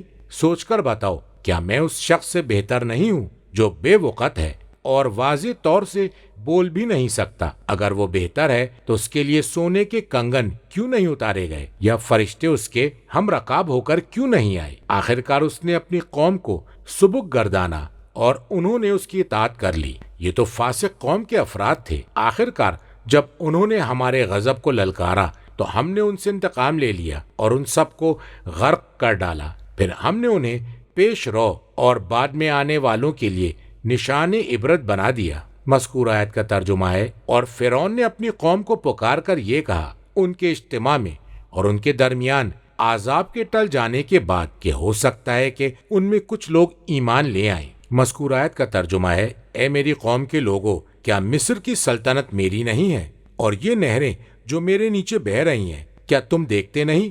مذکور آیت کے لفظ سے مراد دریائے نیل ہے۔ مذکور آیت کا ترجمہ ہے، سوچ کر بتاؤ کیا میں اس شخص سے بہتر نہیں ہوں جو بے وقت ہے۔ مذکور آیت کے الفاظ کے معنی کمزور، بے وقت، جو قیادت کی اہلیت نہیں رکھتا۔ مذکور آیت کا ترجمہ ہے، اور وہ واضح طور سے بول بھی نہیں سکتا، وہ بولنے میں لکنت کرتا ہے، لہذا کس طرح قائد اور رہنما بن سکتا ہے؟ یا تو منقطعہ ہے اور حمزہ بات کو واضح کرنے کے لیے ہے، یا متصلہ ہے اور معنی ہے افلا تبصرون، کیا تم دیکھتے نہیں کہ جان لیتے کہ میں موسیٰ سے بہتر ہوں۔ مذکور آیت کا ترجمہ ہے، اگر وہ بہتر ہے تو اس کے لیے سونے کے کنگن کیوں نہیں اتارے گئے؟ اگر وہ موسیٰ سچا ہے تو اس کے لیے بادشاہت کی کنجیاں کیوں نہیں نازل کی گئیں؟ اس لیے کہ جب وہ لوگ کسی کو سردار بناتے تھے تو اسے زیورات، کنگن وغیرہ پہناتے تھے اور سونے کے طوق آویزاں کرتے تھے۔ اور اساورا اسوار کی جمع ہے، سوار یعنی کنگن کے معنی میں ہے۔ مذکور آیت کا ترجمہ ہے، یا فرشتے اس کے ہم رکاب ہو کر کیوں نہیں آئے جو اس کے ساتھ ہوتے، اس کی مدد کرتے یا اس کی تصدیق کرتے۔ مذکور آیت کا ترجمہ ہے، آخر کار اس نے اپنی قوم کو سبک گردانا اور انہوں نے اس کی اطاعت کر لی۔ فرعون نے ان کی جھوٹی تمناؤں کو ہلکا سمجھا، ان کے خوابوں کو سبک گردانا یا اپنی اطاعت میں ان سے کم ذمہ داریوں کا طلبگار ہوا، اور جس بات کا حکم دیا اس کی طرف انہیں دعوت دی۔ مذکور آیت کا ترجمہ ہے، یہ تو فاسق قوم کے افراد تھے، اسی لیے انہوں نے اس فاسق کی اطاعت کر لی، یعنی فرعون کے اطاعت گزار ہو گئے۔ نہج البلاغہ میں ہے کہ حضرت موسیٰ علیہ السلام اپنے بھائی حضرت ہارون علیہ السلام کو ساتھ لے کر اس حالت میں فرعون کے پاس آئے کہ ان کے جسم پر اونی کرتے اور ہاتھوں میں لاٹھیاں تھیں، اور اس سے یہ قول و قرار کیا کہ اگر وہ اسلام قبول کر لے تو اس کا ملک بھی باقی رہے گا اور اس کی عزت بھی برقرار رہے گی۔ تو اس نے اپنے حاشیہ نشینوں سے کہا کہ تمہیں ان پر تعجب نہیں ہوتا کہ یہ دونوں مجھ سے یہ معاملہ ٹھہرا رہے ہیں کہ میری عزت بھی برقرار رہے گی اور میرا ملک بھی باقی رہے گا، اور جس پھٹے حال اور ذلیل صورت میں یہ ہیں تم دیکھ ہی رہے ہو۔ اگر ان میں اتنا ہی دم خم تھا تو ان کے ہاتھوں میں سونے کے کنگن کیوں نہیں پڑے ہوئے؟ یہ اس لیے کہ وہ سونے کو اور اس کی جمع آوری کو بڑی چیز سمجھ رہا تھا اور بالوں سے بنے ہوئے کپڑوں کو حقارت کی نظر سے دیکھتا تھا۔ اگر خداوند عالم یہ چاہتا کہ جس وقت اس نے نبیوں کو مبعوث کیا تو ان کے لیے سونے کے خزانوں اور خالص طلا کی کانوں کے منہ کھول دیتا اور باغوں کی کشت زاروں کو ان کے لیے مہیا کر دیتا اور فضا کے پرندوں اور زمین کے صحرائی جانوروں کو ان کے ہمراہ کر دیتا تو کر سکتا تھا، اور اگر ایسا کرتا تو پھر آزمائش ختم، جزا و سزا بیکار اور آسمانی خبریں اکارت ہو جاتی، اور آزمائش میں پڑھنے والوں کا اجر اس طرح کے ماننے والوں کے لیے ضروری نہ رہتا، اور نہ ایسے ایمان لانے والے نیک کرداروں کی جزا کے مستحق رہتے، اور نہ الفاظ اپنے معنی کا ساتھ دیتے۔ لیکن اللہ تعالیٰ اپنے رسولوں کو ارادوں میں قوی اور آنکھوں کو دکھائی دینے والے ظاہری حالات میں کمزور و ناتواں قرار دیتا ہے، اور انہیں ایسی قناعت سے سرفراز کرتا ہے جو دیکھنے اور سننے والوں کے دلوں اور آنکھوں کو بے نیازی سے بھر دیتی ہیں، اور ایسا افلاس ان کے دامن سے وابستہ کر دیتا ہے کہ جس سے آنکھوں کو دیکھ کر اور کانوں کو سن کر اذیت ہوتی ہے۔ اگر انبیاء ایسی قوت و طاقت رکھتے کہ جسے دبانے کا قصد و ارادہ بھی نہ ہو سکتا ہوتا، اور ایسا تسلط و اقتدار رکھتے کہ جس سے تعدی ممکن ہی نہ ہوتی، اور ایسی سلطنت کے مالک ہوتے کہ جس کی طرف لوگوں کی گردنیں مڑتی اور اس کے رخ پر سواریوں کے پالان کسے جاتے، تو یہ چیز نصیحت پذیری کے لیے بڑی آسان اور اس سے انکار اور سرتابی سے بہت بعید ہوتی، اور لوگ چھائے ہوئے خوف یا مائل کرنے والے اسباب سے رغبت کی بنا پر ایمان لے آتے، تو اس صورت میں اس کی برائیاں مشترک اور نیکیاں بٹی ہوئی ہوتی۔ لیکن اللہ تعالیٰ نے تو یہ چاہا کہ اس کے پیغمبروں کا اتباع اس کی کتابوں کی تصدیق اور اس کے سامنے فروتنی اس کے احکام کی فرما برداری اور اس کی اطاعت پر سب چیزیں اسی کے لیے مخصوص ہوں اور ان میں کوئی دوسرا شائبہ تک نہ ہو، اور جتنی آزمائش کڑی ہوگی اتنا ہی اجر و ثواب زیادہ ہوگا۔ مذکورہ آیت کا ترجمہ ہے، آخرکار جب انہوں نے ہمارے غضب کو للکارا تو ہم نے ان سے انتقام لے لیا۔ انہوں نے دشمنی اور نافرمانی میں افراد سے کام لے کر ہمارے غضب کو للکارا۔ مذکورہ آیت کا ترجمہ ہے، تو ہم نے ان سب کو سمندر میں ڈبو دیا۔ کتاب کافی اور کتاب توحید میں امام صادق علیہ السلام سے مروی ہے کہ آپ نے اس آیت کے بارے میں فرمایا کہ اللہ تبارک و تعالی اس طرح غضبناک نہیں ہوتا جس طرح ہم غضبناک ہوتے ہیں، البتہ اس نے اپنے لیے اولیاء خلق کر دیے ہیں جو غضبناک ہوتے ہیں اور راضی ہوتے ہیں، اور وہ مخلوق اور پروردہ خدا ہیں۔ اللہ تعالیٰ نے ان کی رضامندی کو اپنی رضا اور ان کی ناراضی کو اپنی ناراضی قرار دے دیا ہے، اس لیے کہ انہیں اپنی جانب بلانے والا اور خود کی طرف رہنما قرار دیا ہے، لہٰذا وہ ایسے ہو گئے ہیں۔ اور ایسا نہیں ہے کہ وہ غضب و رضا اللہ کی طرف ویسے ہی پہنچتا ہے جیسے اس کی مخلوق کی طرف پہنچتا ہے، لیکن یہ مفہوم ہے جو اس بارے میں کہا گیا، نیز یہ بھی فرمایا گیا۔ مذکورہ آیت کا ترجمہ ہے، جس نے میرے ولی کی اہانت کی تو اس نے مجھ سے جنگ چھیڑ دی اور مجھے جنگ کی دعوت دی، اور فرمایا، مذکورہ آیت کا ترجمہ ہے، جس نے رسول کی اطاعت کی اس نے گویا اللہ کی اطاعت کی، اور یہ بھی فرمایا، مذکورہ آیت کا ترجمہ ہے، جن لوگوں نے اے نبی آپ کی بیعت کی انہوں نے در حقیقت اللہ کی بیعت کی، یہ سب اور جو میں نے اس کے مانند تم سے بیان کیا ہے، یہی حال رضامندی اور غضبناکی کا ہے، اور ان کے علاوہ ان اشیاء کا ہے جو اس جیسی ہیں، اس لیے کہ اگر مکون تکوین کرنے والا عالم کی تخلیق کرنے والا تک غضب اور تنگ دلی پہنچتی، جبکہ اسی نے ان دونوں کو پیدا کیا ہے اور وہی ان کا موجد ہے، تو پھر کہنے والا یہ کہنے میں حق بجانب ہوگا کہ تخلیق کار ایک دن فنا ہو جائے گا، اس لیے کہ جب اس پر غضب اور تنگ دلی داخل ہو جائے گی تو تغیر رونما ہوگا، اور جب تغیر رونما ہوگا تو پھر وہ ہلاکت اور تباہی سے نہ بچ سکے گا، اور اگر ایسا ہو گیا تو مکون بنانے والا اور مکون جسے بنایا گیا سے قادر کو مقدور سے اور خالق کو مخلوق سے پہچانا نہ جا سکے گا۔ اللہ تبارک و تعالیٰ اس قسم کی بات سے بلند و بالا ہے، وہ خالق اشیاء ہے، لیکن اس کی کوئی غرض اس سے وابستہ نہیں، اور جب کسی حاجت کے لیے نہیں ہے تو پھر اس کے بارے میں حد اور کیفیت محال ہے۔ انشاءاللہ تم یہ سمجھ لو گے۔ مذکورہ آیت کا ترجمہ ہے، پھر ہم نے انہیں پیش رو اور بعد میں آنے والوں کے لیے نشان عبرت بنا دیا، ان کے بعد جو کفار آئے ہیں ان کا رہنما بنا دیا، اور بعد میں آنے والوں کے لیے نصیحت بنا دیا۔ ترجمہ، اے نبی جب آپ کی قوم کے سامنے فرزند مریم کی مثال پیش کی گئی تو وہ خوشی سے چلانے لگے اور انہوں نے کہا کہ ہمارے معبود اچھے ہیں یا وہ؟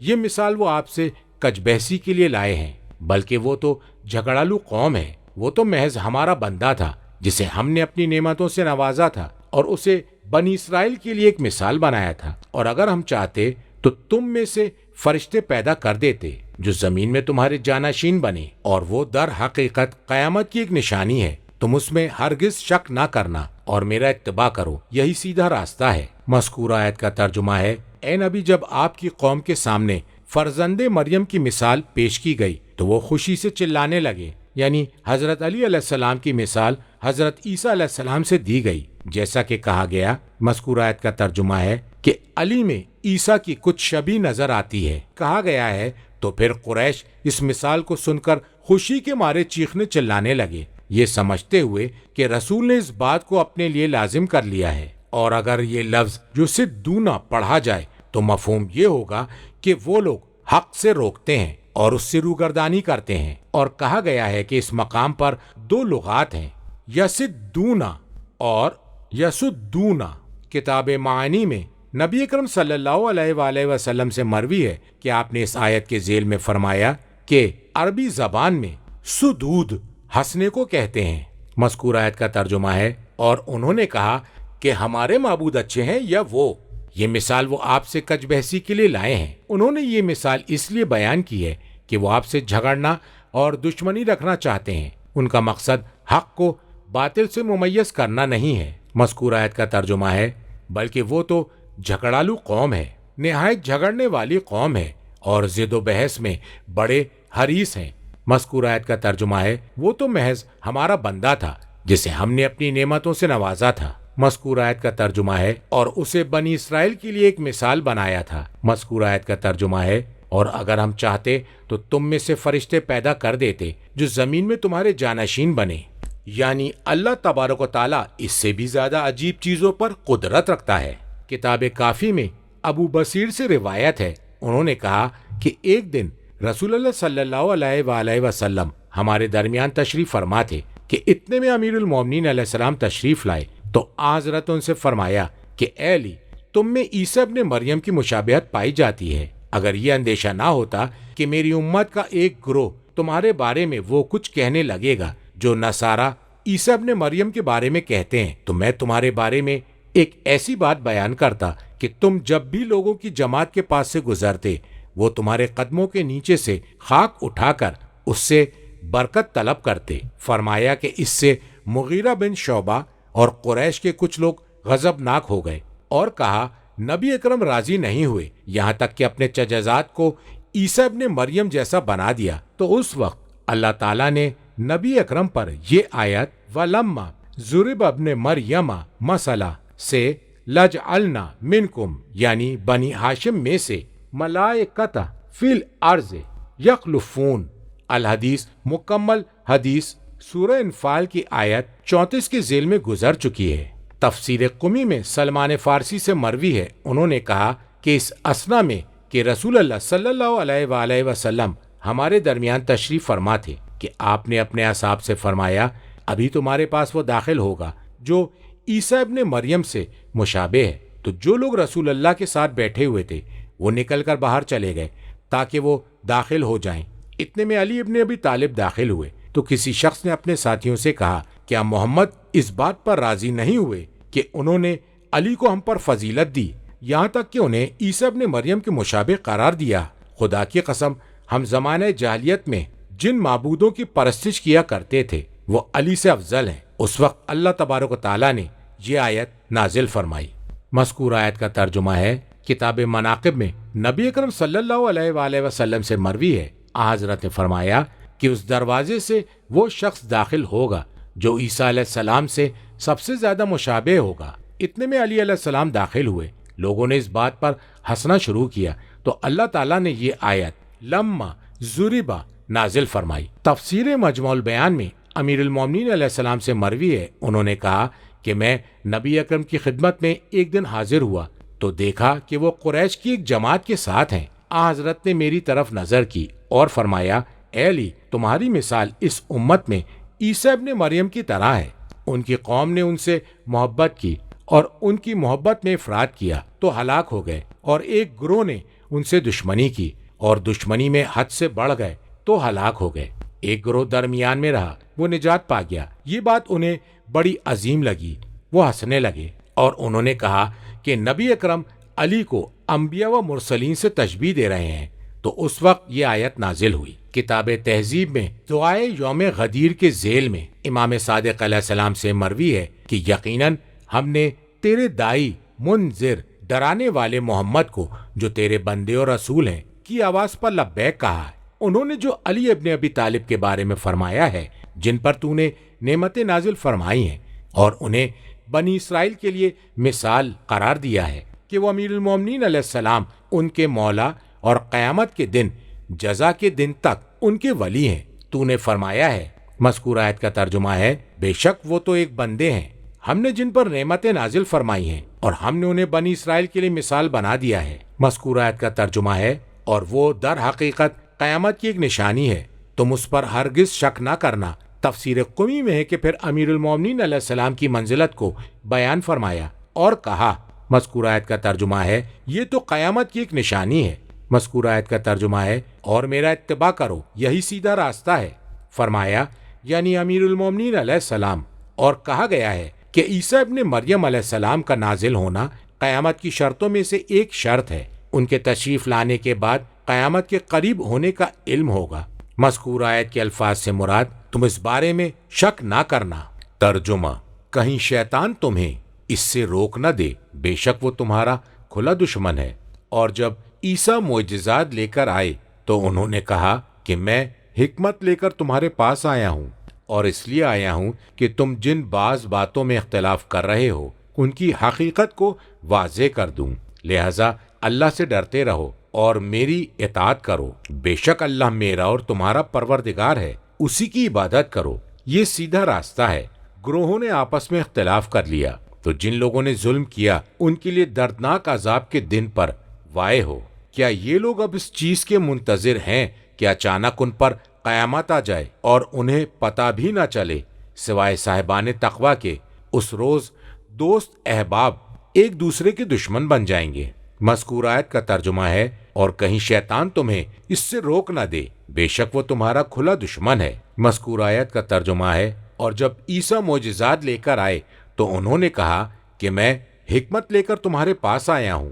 مذکور آیت کا ترجمہ ہے، اور اس لیے آیا ہوں کہ تم جن بعض باتوں میں اختلاف کر رہے ہو ان کی حقیقت واضح کر دوں۔ مذکور آیت کا ترجمہ ہے، لہذا اللہ سے ڈرتے رہو اور میری اطاعت کرو ان امور میں اللہ کی جانب سے میں جن کی تبلیغ کر رہا ہوں۔ مذکور آیت کا ترجمہ ہے، بے شک اللہ میرا اور تمہارا پروردگار ہے، اسی کی عبادت کرو، یہ سیدھا راستہ ہے۔ مذکور آیت کا ترجمہ ہے، گروہوں نے آپس میں اختلاف کر لیا۔ مذکور آیت کے الفاظ سے مراد ہے وہ فرقے جو مختلف گروہوں میں تقسیم ہو گئے۔ مذکور آیت کا ترجمہ ہے، تو جن لوگوں نے ظلم کیا ان کے لیے دردناک عذاب کے دن پر واقع ہو۔ مذکور آیت کے الفاظ سے مراد ہے مختلف گروہوں میں تقسیم ہونے والے۔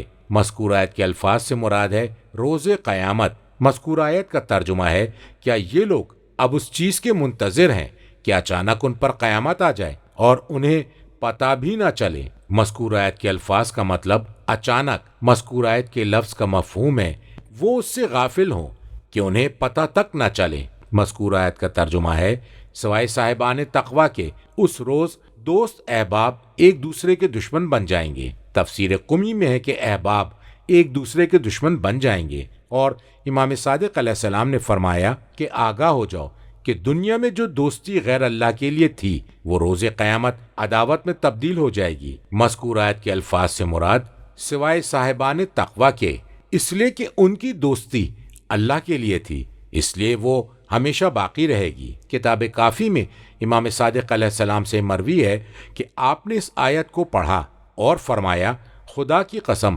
اللہ نے اس سے تمہارے غیر کو مراد نہیں لیا ہے۔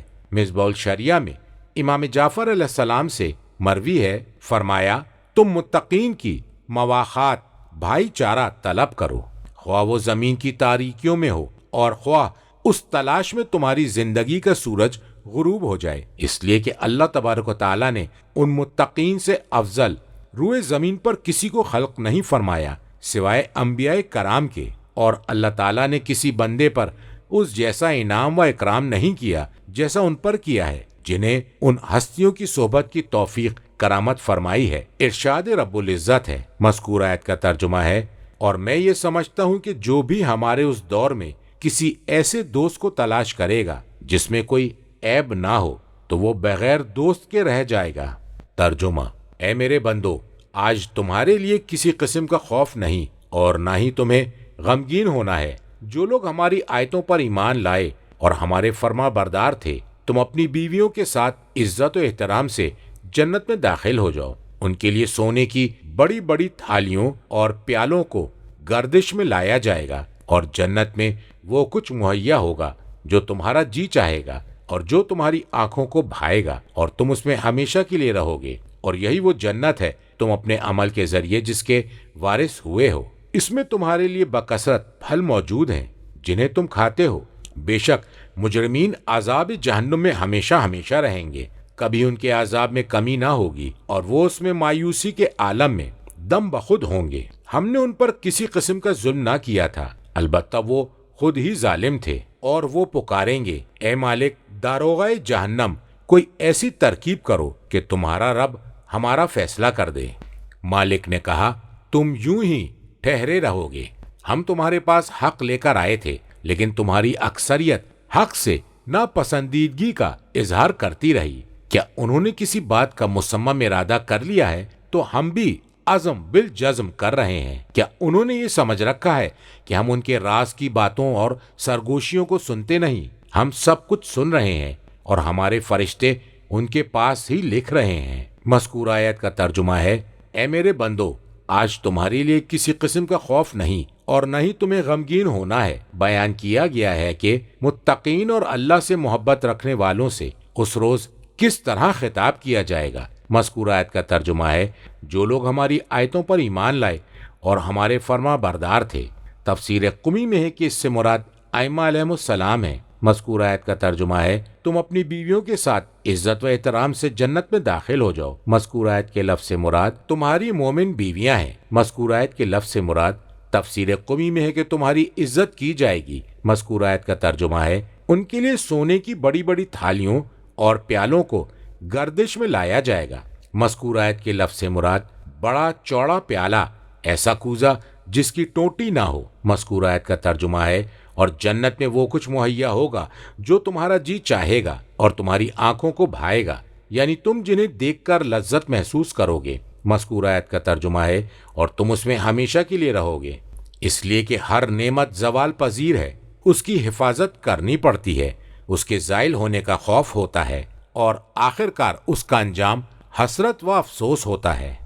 کتاب احتجاج میں قائم علیہ السلام سے مروی ہے، آپ سے اہل جنت کے بارے میں سوال کیا گیا کہ جب وہ جنت میں جائیں گے تو کیا وہاں توالد و تناسل ہوگا؟ امام علیہ السلام نے جواب دیا کہ جنت وہ جگہ ہے جہاں پر عورتیں حاملہ نہیں ہوں گی، اور نہ ہی ولادت ہوگی، نہ ہی حائضہ ہوں گی، نہ ہی خون نفاس ہوگا، اور نہ ہی بچپن کی سختیاں ہوں گی، بلکہ وہاں پر تمہارا جو جی چاہے گا اور جو تمہاری آنکھوں کو بھائے گا وہ تمہارے لیے میسر ہوگا۔ جیسا کہ ارشاد باری ازاسما ہے، اگر کوئی مومن اولاد کا خواہشمند ہوگا تو خداوند عالم اس بچے کو بغیر حمل اور بغیر کسی زچگی کے مومن کی من پسند صورت کے مطابق حضرت آدم کی طرح بطور عبرت خلق فرما دے گا۔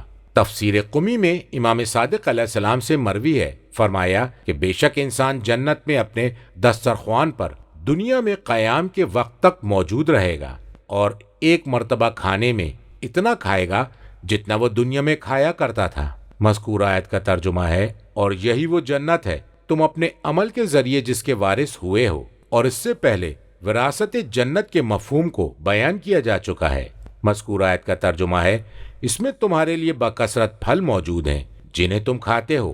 کہا گیا ہے کہ نعمت کی تفصیل طرح طرح کے کھانوں اور کپڑوں سے متعلق قرآن کریم کا بار بار بیان کرنا، جبکہ وہ جنت کی دیگر نعمتوں کے مقابلے میں بے حیثیت ہے، محض اس لیے کہ وہ لوگ سختی اور فقر و فاقہ سے دو چار تھے۔ مذکور آیت کا ترجمہ ہے، بے شک مجرمین عذاب جہنم میں ہمیشہ ہمیشہ رہیں گے۔ تفسیر قمی میں ہے کہ وہ دشمنان آل محمد علیہم السلام ہیں۔ مذکور آیت کا ترجمہ ہے، کبھی ان کے عذاب میں کمی نہ ہوگی۔ مذکور آیت کا ترجمہ ہے، اور وہ اس میں مایوسی کے عالم میں دم بخود ہوں گے۔ تفسیر قمی میں ہے کہ وہ خیر سے مایوس ہوں گے۔ مذکور آیت کا ترجمہ ہے، اور ہم نے ان پر کسی قسم کا ظلم نہ کیا تھا، البتہ وہ خود ہی ظالم تھے۔ مذکور آیت کا ترجمہ ہے، اور وہ پکاریں گے، اے مالک داروغہ جہنم، کوئی ایسی ترکیب کرو کہ تمہارا رب ہمارا فیصلہ کر دے، یعنی اے مالک آپ اپنے رب سے سوال کریں کہ وہ ہمارا فیصلہ کر دے کہ ہمیں موت دے دے۔ مذکور آیت کا ترجمہ ہے کہ جب اسے موت دے دی۔ مذکور آیت کا ترجمہ ہے، مالک نے کہا تم یوں ہی ٹھہرے رہو گے، موت اور اس کے علاوہ کسی اور ذریعے سے تمہارا چھٹکارا نہیں ہے۔ مذکور آیت کا ترجمہ ہے، یقیناً ہم تمہارے پاس حق لے کر آئے تھے، انبیاء و مرسلین کو بھیج کر اور کتابیں نازل کر کے۔ تفسیر قمی میں وہ اللہ تعالیٰ کا قول ہے، فرمایا یعنی اس سے ولایت امیر المومنین علیہ السلام مراد ہے۔ مذکور آیت کا ترجمہ ہے، اور لیکن تمہاری اکثریت حق سے ناپسندیدگی کا اظہار کرتی رہی، فرمایا یعنی ولایت امیر المومنین کو ناپسندیدگی کی نظر سے دیکھا۔ مذکور آیت کا ترجمہ ہے، کیا انہوں نے کسی بات کا مصمم ارادہ کر لیا ہے تو ہم بھی عزم بالجزم کر رہے ہیں، یعنی حق کو جھٹلانے کا ارادہ اور اسے مسترد کرنے کا عزم، اور انہوں نے صرف ناپسندیدگی پر اکتفا نہ کی۔ اگر ایسا ہوا تو ہم بھی ان کی مجازات جزا دینا کا حکم دے چکے ہیں۔ مذکور آیت کا ترجمہ ہے، کیا انہوں نے یہ سمجھ رکھا ہے کہ ہم ان کے راز کی باتوں اور سرگوشیوں کو سنتے نہیں؟ مذکور آیت کے لفظ سے مراد جو باتیں وہ اپنے آپ سے کرتے ہیں۔ مذکور آیت کے لفظ سے مراد اور وہ باتیں جو وہ سرگوشیوں میں کرتے ہیں۔ مذکور آیت کا ترجمہ ہے، ہاں ہم سب کچھ سن رہے ہیں اور ہمارے فرشتے ان کے پاس ہی لکھ رہے ہیں۔ رسل سے مراد ہے کرامن کاتبین اور اس کے ساتھ محافظین۔ میں فیض کاشانی کہتا ہوں کہ اس کا بیان سورہ محمد کی آیت 26 کے ذیل میں ہوگا۔ امام صادق علیہ السلام سے مروی ہے کہ یہ آیت اہل بیت علیہ السلام کے بارے میں نازل ہوئی ہے۔ اے نبی فرما دیجئے کہ اگر خدا کی کوئی بیٹا ہوتا تو میں پہلا عبادت گزار ہوں۔ آسمانوں اور زمین کا رب اور عرش کا پروردگار ان تمام باتوں سے پاک اور منزہ ہے جو یہ لوگ بیان کر رہے ہیں۔ آپ انہیں بیہودہ باتوں میں مگن اور کھیل کود میں پڑا رہنے دیجئے یہاں تک کہ یہ وہ دن دیکھ لیں جس کا انہیں خوف دلایا گیا تھا، اور یہ وہی ہستی ہے آسمان میں جس کی عبادت کی جاتی ہے اور جو زمین میں معبود ہے، اور وہ با حکمت اور ہر شے سے باخبر ہے، اور بابرکت ہے وہ ذات آسمانوں اور زمین اور جو کچھ ان کے درمیان میں ہے، ان سب کی بادشاہی جس کے پاس ہے، اور وہی قیامت کی گھڑی کو جانتا ہے اور تمہیں اسی کی طرف پلٹایا جائے گا۔ اسے چھوڑ کر یہ لوگ جنہیں پکارتے ہیں وہ شفاعت کا کوئی اختیار نہیں رکھتے مگر وہ جو سچائی کے ساتھ گواہی دے اور وہ اسے جانتے ہوں۔ اور اگر آپ ان سے سوال کریں گے کہ انہیں کس نے خلق فرمایا ہے تو وہ ضرور یہ کہیں گے اللہ نے، تو پھر یہ کہاں سے بہکائے جا رہے ہیں؟ اور وہ نبی کا یہ قول جانتا ہے، اے میرے رب یہ ایسی قوم ہے جو ایمان نہیں لاتی۔ اے نبی آپ ان سے درگزر کیجئے اور فرمائیے سلام، ان قریب وہ جان لیں گے۔ مذکور آیت کا ترجمہ ہے، اے نبی فرما دیجئے کہ اگر خدا کے کوئی بیٹا ہوتا تو میں پہلا عبادت گزار ہوں۔ تفسیر قمی میں ہے کہ اللہ تعالیٰ کے لیے سب سے پہلے کنارہ کشی کرنے والوں میں سے کہ اس کا کوئی فرزند ہے۔ کتاب احتجاج میں امیر المومنین علیہ السلام سے مروی ہے کہ انکار کرنے والوں میں سے۔ مذکور آیت کا ترجمہ ہے، آسمانوں اور زمین کا رب اور عرش کا پروردگار ان تمام باتوں سے پاک اور منزہ ہے جو یہ لوگ بیان کر رہے ہیں، یعنی اس کا صاحب اولاد ہونا، یہ ایجادات سے تولید مثل اپنے جیسا پیدا کرنا سے پاک و منزہ کرتی ہیں۔ تو پھر جو ان چیزوں کا موجد اور خالق ہو اس کے بارے میں تمہارا کیا خیال ہے؟ مذکور آیت کا ترجمہ ہے، اے نبی آپ انہیں بیہودہ باتوں میں مگن اور کھیل کود میں پڑا رہنے دیجئے، یعنی یہ اپنی دنیا میں مگن رہیں۔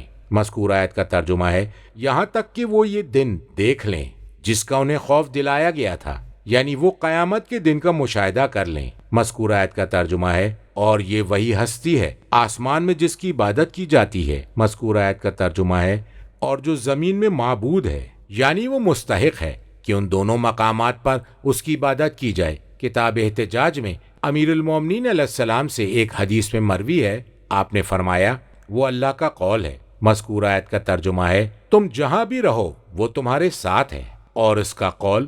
مذکور آیت کا ترجمہ ہے، جب کہیں 3 آدمی سرگوشیاں کرتے ہیں تو وہ اللہ ان میں چوتھا ہوتا ہے۔ اللہ تعالیٰ کا ان آیات سے یہ مقصود ہے کہ وہ تمام مخلوقات پر یہ بات واضح کر دے کہ اس نے جو قدرت امنائے دین اور والیان شریعت کو عطا فرمائی ہے وہ ان سب پر غالب ہے، اور یہ کہ اس کا عمل ان کا عمل ہے۔ مذکور آیت کا ترجمہ ہے، اور وہ با حکمت اور ہر شے سے باخبر ہے۔ مذکور آیت کا ترجمہ ہے، اور بابرکت ہے وہ ذات آسمانوں اور زمین اور جو کچھ ان کے درمیان میں ہے، ان کی بادشاہی جس کے پاس ہے۔ مذکور آیت کا ترجمہ ہے، اور وہی قیامت کی گھڑی کو جانتا ہے اور تمہیں اسی کی طرف پلٹایا جائے گا۔ مذکور آیت کا ترجمہ ہے، اور اسے چھوڑ کر یہ لوگ جنہیں پکارتے ہیں وہ شفاعت کا کوئی اختیار نہیں رکھتے۔